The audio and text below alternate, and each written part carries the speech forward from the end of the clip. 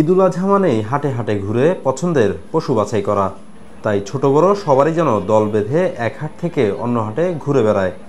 এবারও এমন দৃশ্যই দেখা গেছে তেজগাঁও কলোনি বাজার হাটে।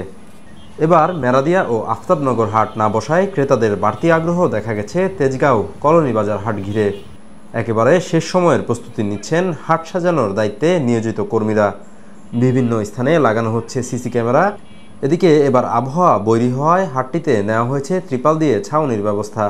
শেষ সময়ের প্রস্তুতি সম্পন্ন করতে যেন ফেলার সময় নেই কর্মীদের। এরই মধ্যে বিভিন্ন জেলা থেকে আসতে শুরু করেছে গরু।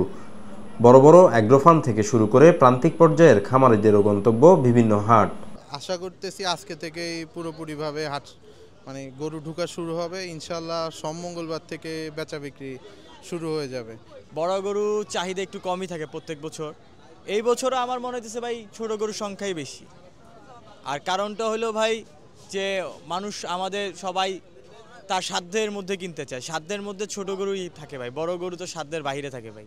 ওই আমলা কামলা তো এখন আর নাই ভাই। এখন এই বড় গরুগুলো কে কিনবে ভাই, এটাই তো ভাই চিন্তার বিষয়। বড় বড় খামারিগুলা ভাই এত বড় বড় গরু রাখছে ভাই, এখন দেখার বিষয় এত বড় বড় গরু কারা কিনে ভাই, কাদের এত টাকা। তো দেখতেছি দামও তেমন একটা আশানুরূপ, গতবারের তুলনায় যে কম বলবো তা না। এখন কতটুকু কম হয় সেটা পরবর্তীতে বোঝা যাবে। হাট আরও জমুক, মাত্র আসলাম দেখি। না, পরিবেশ ভালো আছে, হাট কমিটি ভালো আছে। আমরা এই হাটে আজ 7 বছর ধরে আসি, নাটোর থেকে আসছি। আমাদের এখানে চার গাড়ি গরু লিয়েছি। নিরাপত্তা পাই দেখেই তো এই হাটে আসি। হ্যাঁ, লোকজন কাস্টমার জমতেছে। এদিকে রাজধানীর বড় দুইটি হাট না থাকায় ক্রেতাদের চাহিদা বিবেচনা করে হাটে পশু আনার ব্যবস্থা করছেন তেজগাঁও কলোনি বাজার হাটের ইজারাদার মনিরুজ্জামান মনির। আমি অন্তত 20 থেকে 25,000 গরু লক্ষ্যমাত্রা নিয়ে নেমেছি।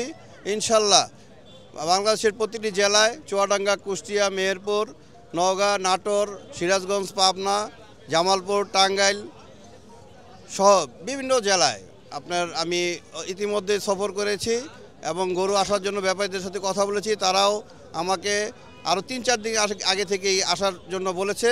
আমরা এখন আছি এই ব্যাপারীদের নিরাপত্তা দেওয়ার জন্য, তাদের গরুগুলো যেন নির্বিঘ্নে রাখতে পারে। ইনশাল্লাহ আমরা চেষ্টা করব কোনো না কোনো আকর্ষণ আমরা এখানে রাখবো ইনশাল্লাহ। ঈদুল আজহা মানেই মুসলমানদের বড় ধর্মীয় উৎসব। বড়দের পাশাপাশি বাড়ির ছোট্ট শিশুদেরও যেন বাড়তি আগ্রহ থাকে হাট ঘুরে গরু দেখার। আবির শিকদার, সদ্য সংবাদ।